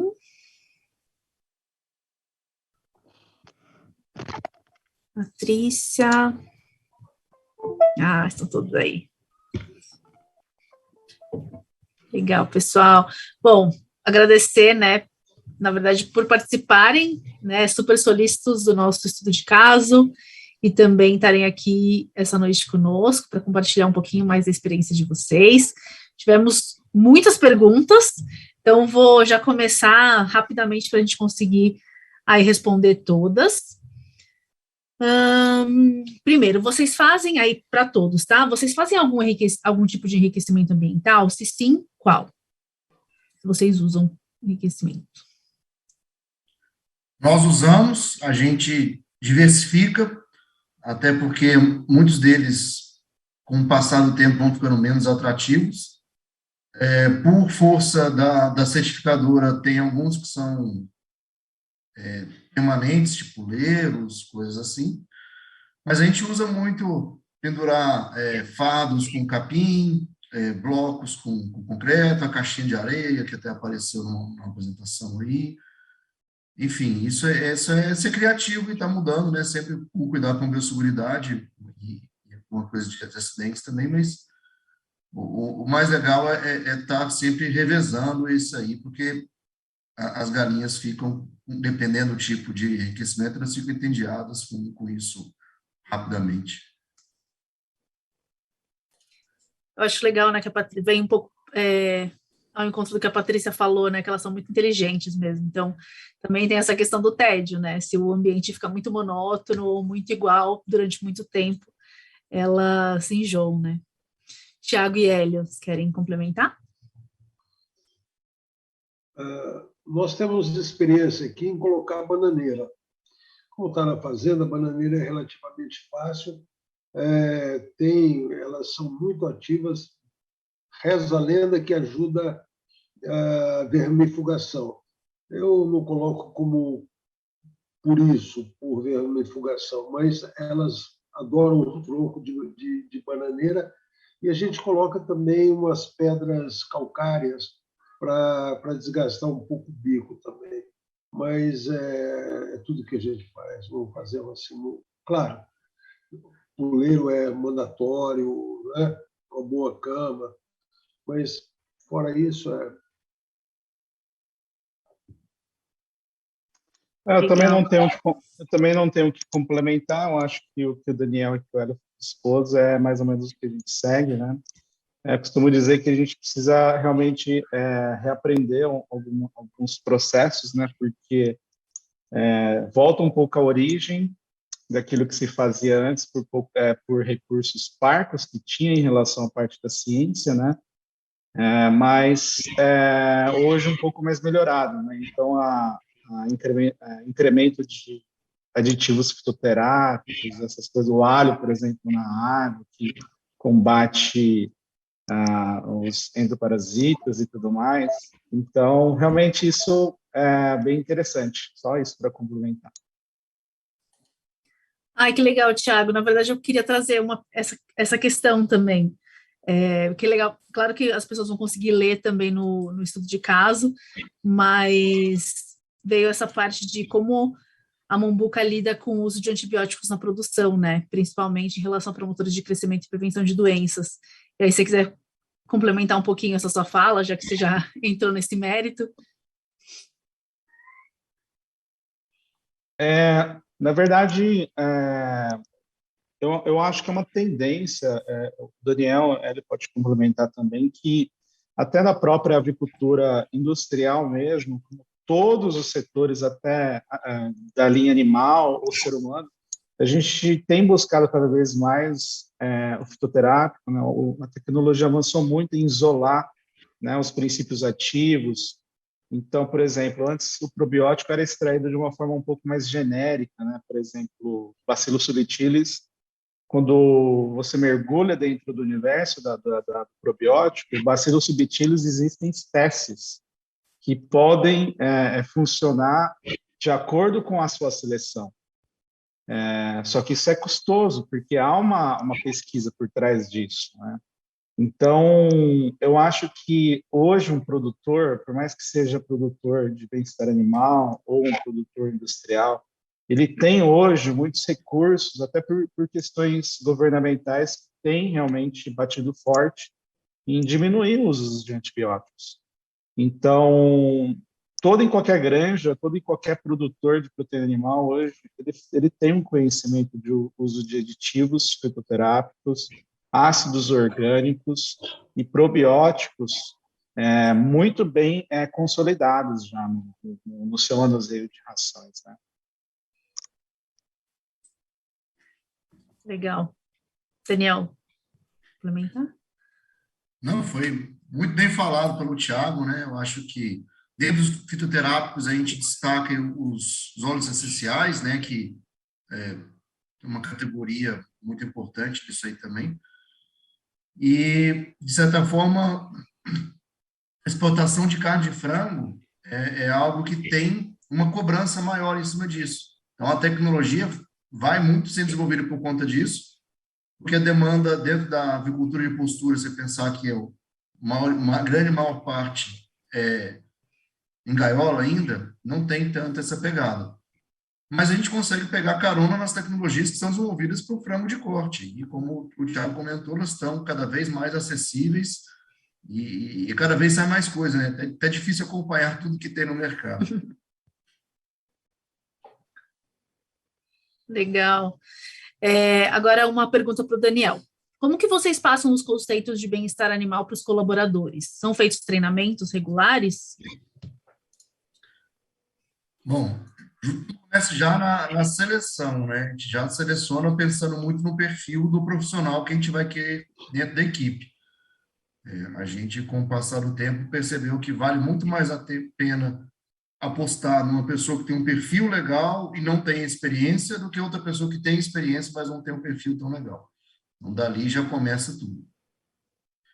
E o treinamento é feito logo que entra na empresa. Antes de mais nada, ela é feito um tipo de integração, questão de segurança, questão de residências e bem-estar animal também. E, a partir disso, ela vai sempre sendo monitorada por um supervisor, e nós temos uma equipe técnica também, tem um veterinário, tem uma residente, tem eu, que nós fazemos treinamentos e, eventualmente, a gente convida pessoas externas para estarem fazendo o treinamento também, porque acaba ficando cansativa, né, também, sempre a gente ficar repetindo, sempre a gente ficar repetindo. Mas, basicamente é isso, né? A repetição é uma forma também de educar, né? Com certeza. Bom, um assunto que tem despertado muito interesse dos consumidores é com relação ao descarte de pintinhos machos na avicultura de postura. Então, vamos entrar num tema mais polêmico aqui para os três. Como minimizar o descarte dos pintinhos machos de linhagens de postura no incubatório e qual o melhor destino para esses pintinhos? Como que vocês têm visto isso? Eu sinceramente, acho que esse é um tema muito delicado. Tá? Porque a gente viu a Alemanha, a Holanda estarem fazendo, eles colocaram a carroça na frente dos bois aí, estão sofrendo com isso. A tecnologia hoje ainda não é tão rápida, ela não é tão eficiente para conseguir atender toda a demanda. Existem já diversas tecnologias, né, inclusive até de reversão de sexo. Eu acho que a tecnologia vai evoluindo e daqui a 1 ano e meio, 2, esse assunto vai estar em outro patamar, mas no momento a solução é bem complicada mesmo. Não acho que a gente consiga, ou, na verdade, não acho que a gente deva tornar esse tema um assunto tão central nesse momento, porque a solução ainda não está disponível, entendeu? Lógico, tem que prestar atenção, é algo da gente manter a atenção em cima, mas procurar mais ação na causa, na raiz, na solução do que a gente tem enfrentando hoje. Tiago, Hélio, você gostaria de falar alguma coisa sobre isso? Bom, na verdade, o que eu gostaria de esclarecer é que são cadeias, né, de produções, são normalmente nós produtores recebemos aves de um dia e tem empresas específicas que fazem toda essa parte de matrizes e incubações. Então, não somos um pouco desprovidos de informações em relação a avanços, em relação a essas questões de abates de machos, né? E, inclusive, o Daniel comentou, achei bastante interessante essa questão de alterar o sexo, mas realmente a proporção é de 50 para 50, né? Meio e meio. E há esse gap que, na verdade, é uma discussão muito ampla, muito densa, porque não é só a avicultura de postura, né? O frango de corte é a mesma coisa, só muda fica do lado oposto, com seleções genéticas diferentes, né? Mas muda de sexo, né? E mata o outro lado do sexo. Enfim, eu acho que é realmente muito difícil de se responder só numa ponta do setor, né, de cadeia. Legal, não, com certeza, como todo movimento, né, eu acho que não só de bem-estar animal, mas de tantos outros movimentos, biosseguridade, todos os problemas que a gente enfrenta, a gente tem que, de alguma forma, enfrentar em conjunto, né, e todo mundo tem que seguir juntos, não só uma andorinha só não faz verão, né, então, assim, tem que realmente todo mundo ser convencido e estar junto nessa. Bom, Hélio e Cris agora. Se vocês pudessem citar a estratégia de marketing que mais deu certo até agora, qual seria? Olha, com certeza, a Cris foi muito feliz no tênis da galinha. Ela associou a onda fitness ao ovo e deu uma característica muito especial à galinha. E a gente leva essa galinha para os supermercados, e tem um caso assim, muito interessante no Carrefour, em Goiânia, tinha uma pessoa com uma deficiência mental, mas ela via a galinha, ela ficava toda emocionada, queria, e ela ia lá, pedia para a família levá-la só para ver a galinha. Então, existe uma associação da galinha com o nosso ovo. Eu acho que a gente é muito fruto da nossa galinha. A nossa galinha fez a galinha do tênis colorido. Então, eu quero o ovinho da galinha do tênis colorido. Eu acho que isso, para nós, foi um fator que fez bastante diferença de mercado. Tá? Legal, virou marca registrada, né? Por acaso é marca registrada. Por acaso também é. Também a marca, também registrei a marca como fica uma galinha singular, né? Por exemplo, a gente serve algumas feiras em Brasília, ou mais propriamente dito, uma feira em Brasília, que não é uma feira igual. Em Brasília tem os centros de feira, e o feirante ele vende bastante junho, e a galinha é um atrativo muito grande para ele. A galinha realmente faz uma diferença. Ter esses motes, alguma coisa que associe a sua marca, alguma coisa que faça o consumidor lembrar Ah, eu já vi aquela galinha. Ah, esse é o ovo da galinha. Ah, são coisas que nos aproximam, colocam muito próximo o consumidor. Ah, vou levar esse aqui, aquele é o ovo da galinha. Não, pega aquele ovo lá. Você vai lá, pega aquele ovo da galinha. Não deixa de pegar o ovo da galinha. Essa realmente foi uma sacada incrível que a Cris teve. Legal, muito bom. Agora, acho que é uma pergunta para os três, né? Quais são os principais mercados para ovos livres de gaiola, caipiras e orgânicos na experiência de vocês?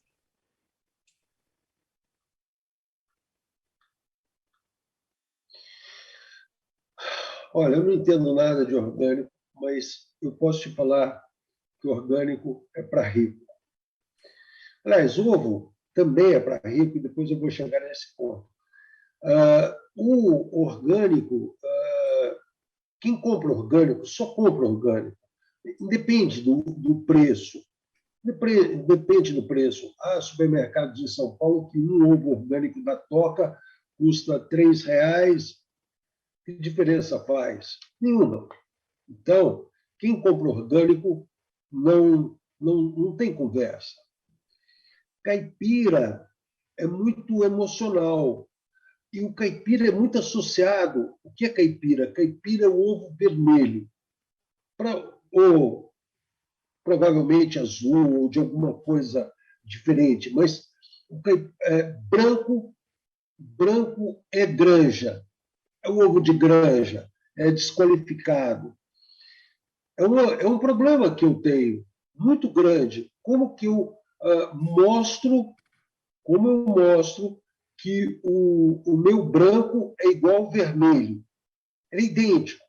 Se eu coloco, ninguém consegue. Aí tem uma diferença de preço.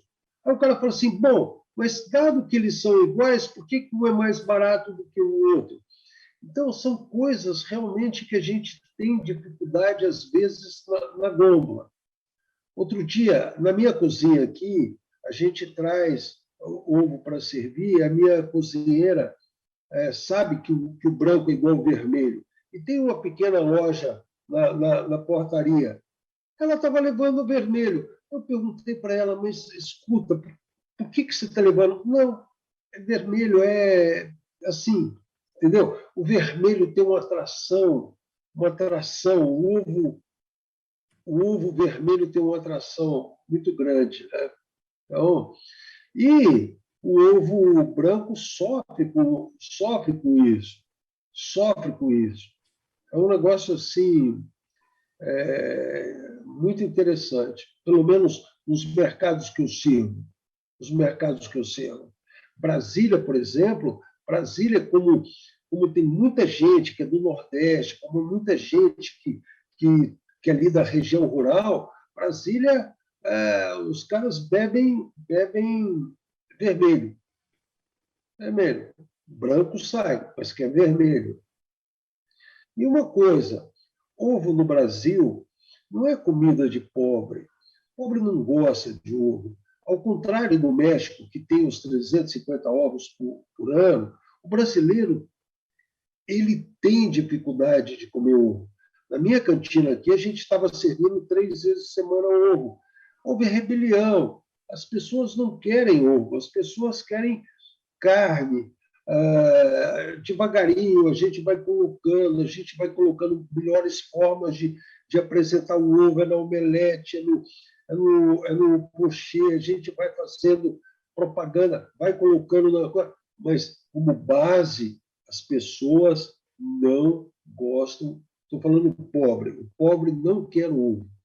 O pobre, esse negócio, é proteína. O rico entende que ele quer proteína. O pobre não quer saber de proteína. O cara quer saber de substância e carne vermelha. A vida é isso. É ridículo, mas um ovo, digamos, a 50 centavos, uma família que coma 2 ovos cada um por dia, 4, 8, são 8, são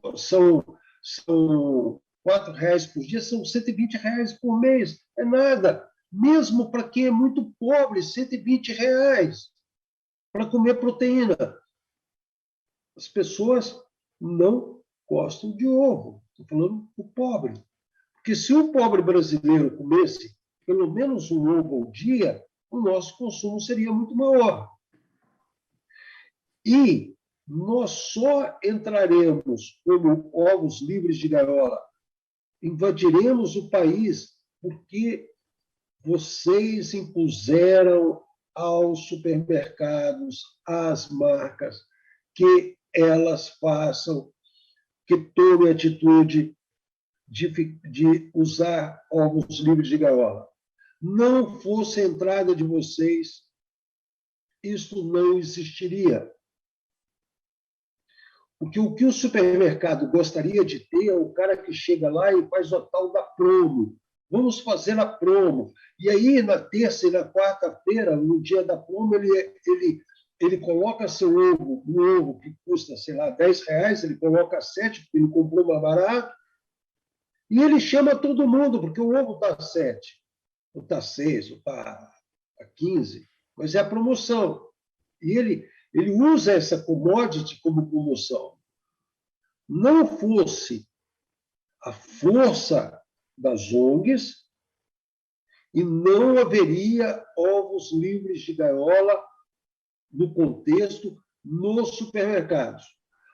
Orgânico. Orgânico é outra coisa. Orgânico é outro animal, completamente diferente. E para pessoas muito mais sofisticadas. Porque é um ovo mais caro, né? Mas eu acho que, bom, eu não sei, eu acho que talvez eu discorde um pouquinho dessa parte, porque o ovo é um alimento tão versátil, né? Consegue fazer tanta coisa com ele, que eu acho que ele tem um lugarzinho ali no coração do brasileiro, de alguma forma.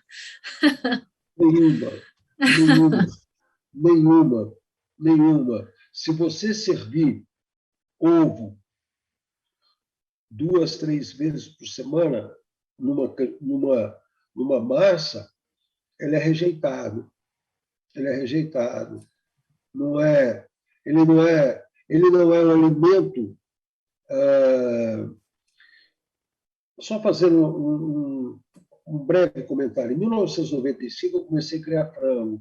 Em algum momento que a gente tinha frango, em 95, frango comia 7 quilos por cabeça de ano no Brasil. Hoje está 48. Em alguns desses momentos, as coisas também, as pessoas aqui não aceitavam frango. E hoje estamos 48. O ovo, paulatinamente, o ovo vai se tornar, até pela situação econômica que se vive, vai se tornar um alimento. Mas você precisa de fazer propaganda.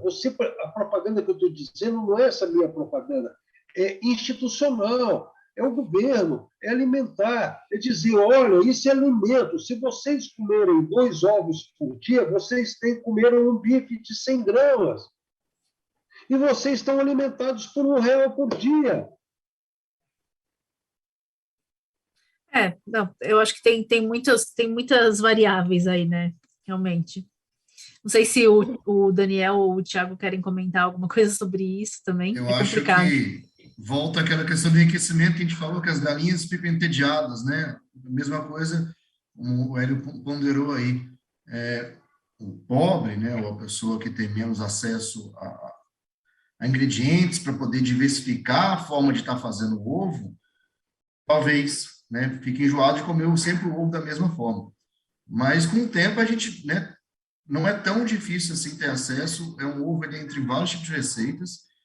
E a nossa experiência aqui, ela foi muito legal porque no começo, quando a gente faz o levantamento, o plano de negócios, nós imaginávamos que iríamos conseguir vender bem o ovo com esse valor agregado nos mercados mais caros, né, daqui de Uberlândia, mercados que têm um público mais classe A, um público mais elitizado. E, para nossa grata surpresa, não. Esse ovo foi muito democrático, assim, foi aceito em mercados pequenos, o pessoal consumindo bastante. Então, tem esse outro lado também. Entendo o que o Hélio comentou.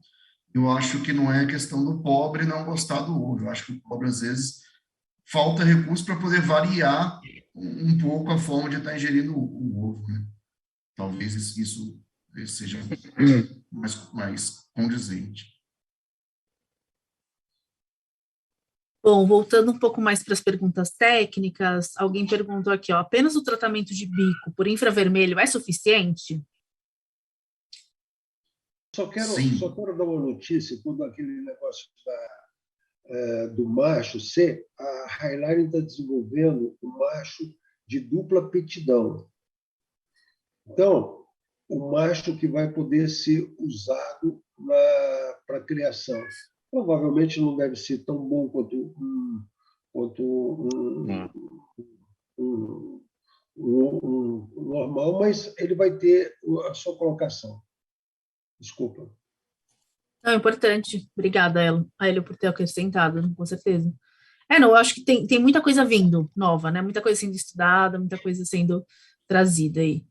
É o assunto do momento, né? Muita pesquisa em cima, muita tecnologia sendo desenvolvida, então a gente vai ter grandes novidades em breve, ficar de olho.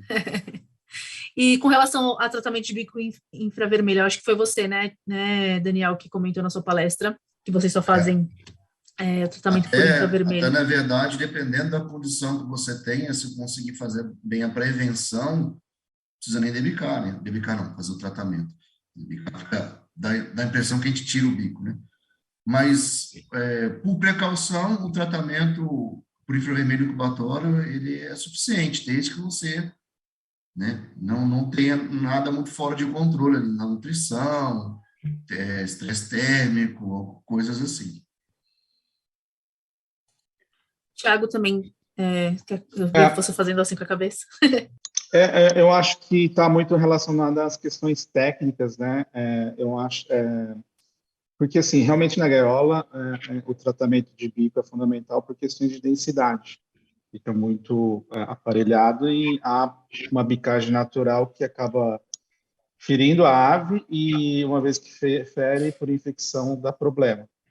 Então, e até por questões também de consumo de ração, né?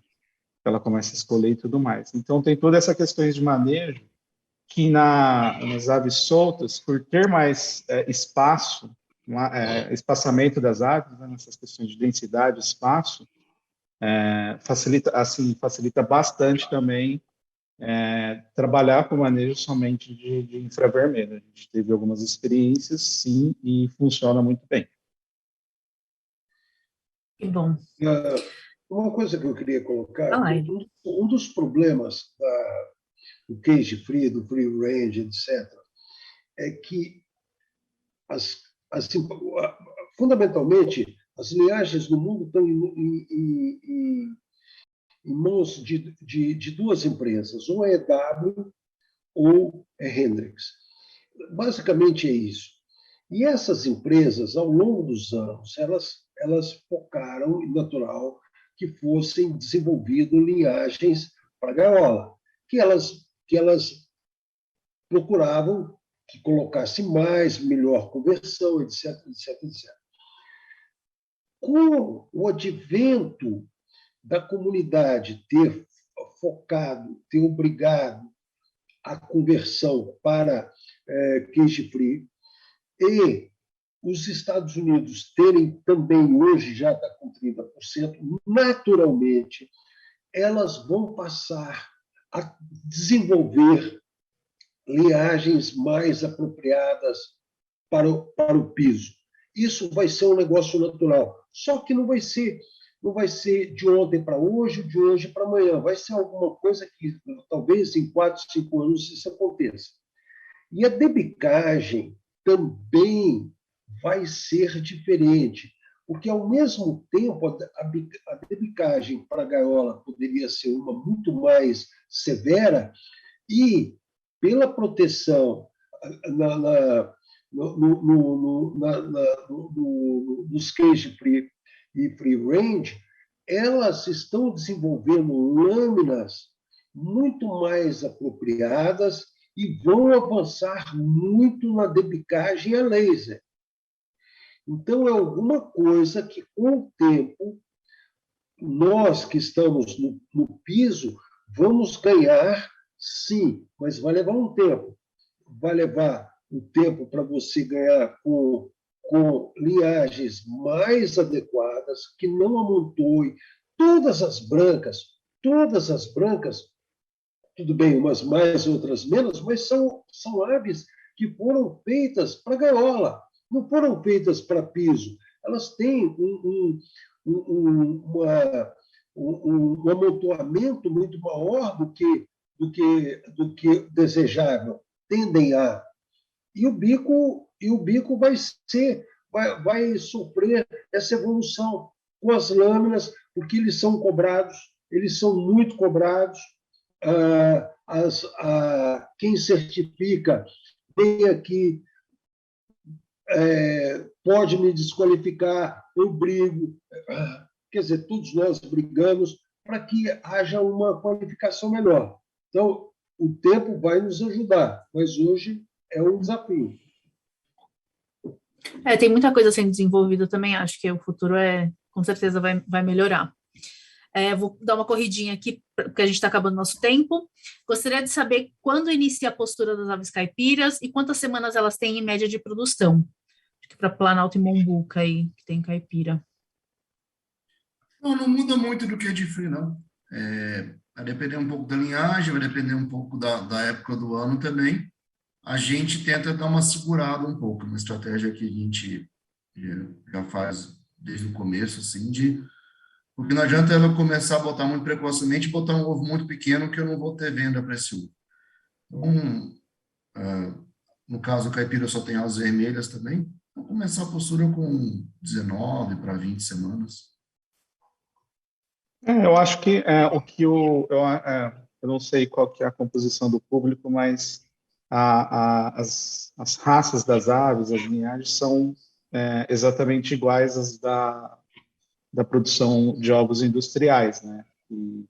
Então, basicamente, a gente só altera o conceito e o manejo. Então, o perfil de produção basicamente segue mais ou menos o tempo, né, de postura e tudo mais, segue mais ou menos igual à produção de ovo de gaiola.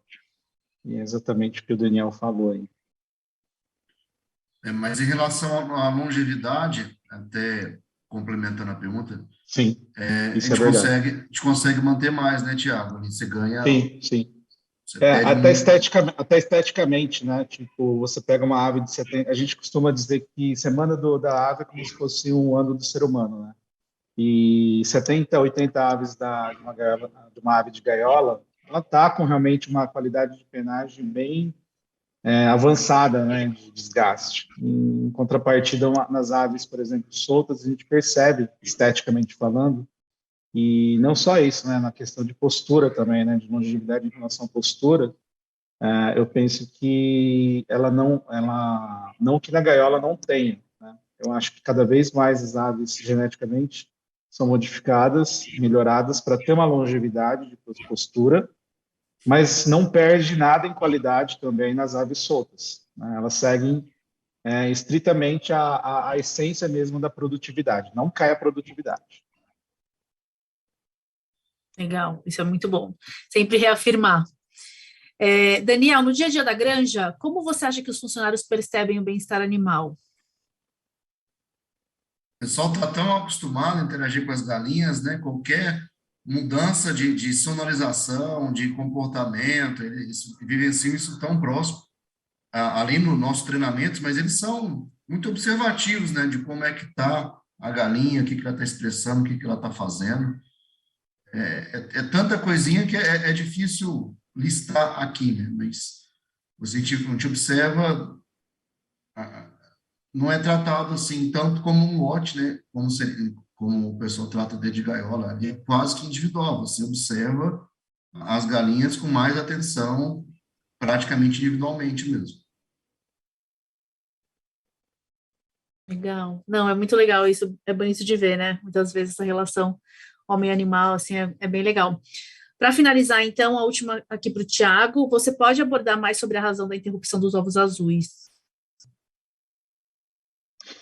Não, basicamente é que, como eu disse anteriormente, a incubadora, né, a gente até fez um apelo, mas eu acho que teve pouca adesão no mercado, e é uma ave da Hendrix, né, High Sex, uma linhagem chamada Azur. com um R no final. Pela cor da casca, teve um apelo muito interessante, porque tem algumas aves caipiras que produzem essa casca de coloração um pouco azulada, né? Tem outros fornecedores de aves também, mas que produzem aqueles ovos mais coloridos, né? Não tem um padrão de cor. E eu acho que assim, o ovo é muito apelo visual, né? Tipo, no caipira a gente tem uma gema um pouco mais forte, né? A gente tem uma reguinha de cor de gema chamada régua do DSM, né? Régua Roche, né? E a gente trabalha com uma pigmentação de gema um pouco mais forte. E aí a casca azul, ela faz um apelo muito interessante. Estava bem bacana assim, crescimento assim de aceitação do consumidor. Mas infelizmente a incubadora acabou encerrando a produção das matrizes. Ai, que pena. Eu lembro da minha mãe chegando em casa, comprou esse ovo azul e falou: olha, filha, porque ela sabe que eu trabalho, né, com galinha. Olha, filha, comprei um ovo azul. Enfim, toda feliz aí com a novidade. Mas que pena. Bom, então encerramos. Gostaria de agradecer, na verdade, a nossa audiência por todas as perguntas, por estarem aqui conosco até agora. E, claro, aos nossos palestrantes de hoje, com certeza foi uma conversa muito rica. E para quem quiser saber mais detalhes, eu convido a acessar o nosso estudo de caso também. E chamo a Letícia de volta para encerrar o nosso primeiro dia de evento. Obrigada, pessoal. Muito obrigado. Obrigada, Maria Fernanda. Bom, foi ótimo as nossas apresentações, a mesa redonda. Gostaria de agradecer a todos os palestrantes pela disponibilidade de participarem do nosso evento, por todo o conhecimento compartilhado nessa noite, por todos os ouvintes. Lembrando que amanhã a gente vai ter o segundo e último dia desse seminário, com palestras do Leonardo de la Vega, da Produtor do Bem, da Lizzie Pereira Bus, do Ministério da Agricultura, do Murilo Quintiliano, da Five Farms, e do professor Celso Funceleme, do Instituto COPEA de Administração da FRJ. E ao final desses 2 dias de evento, os certificados já vão estar disponíveis para serem emitidos e vocês vão receber um e-mail com todas as informações.